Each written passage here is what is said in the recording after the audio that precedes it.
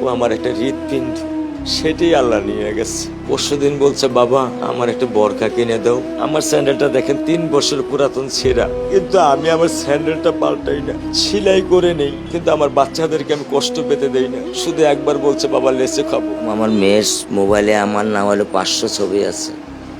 আমি এখনো সাহস পাইনি আমার মেয়ের একটা ছবি বের করে দেখতে। আমার সে সাহস নাই। আমি সেই সাহস হারাই ফেলছি, কারণ ও আমার ছিল হৃৎপিণ্ড।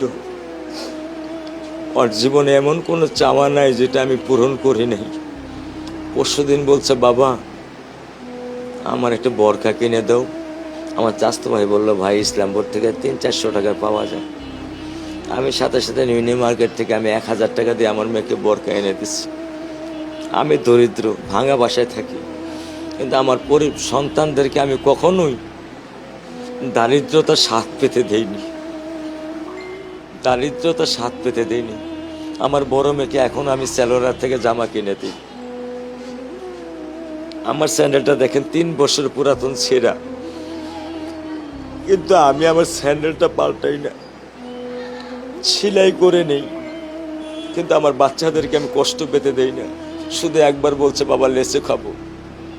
আমি 1 মিনিটও দেরি করিনি, 1 মিনিটও আমি দেরি করিনি। ও আমার একটা হৃৎপিণ্ড, সেটাই আল্লাহ নিয়ে গেছে। আলহামদুলিল্লাহ, শুকরিয়া, আল্লাহ দিছে, আল্লাহ নিয়ে গেছে। আমার কোনো কষ্ট নেই। আমি তো চাইলে পারতাম না। অনেক দম্পতি আছে যাদের সন্তান নেই, আল্লাহ দিছে, আল্লাহ নিয়ে গেছে। আমি আলহামদুলিল্লাহ করি আল্লাহ গেছে। আমার কোনো কষ্ট নেই, আমার কোনো কষ্ট নেই। ঠিক আছে, গরমের মধ্যে তো একটু আমার কোনো কষ্ট নেই। ঠিক আছে।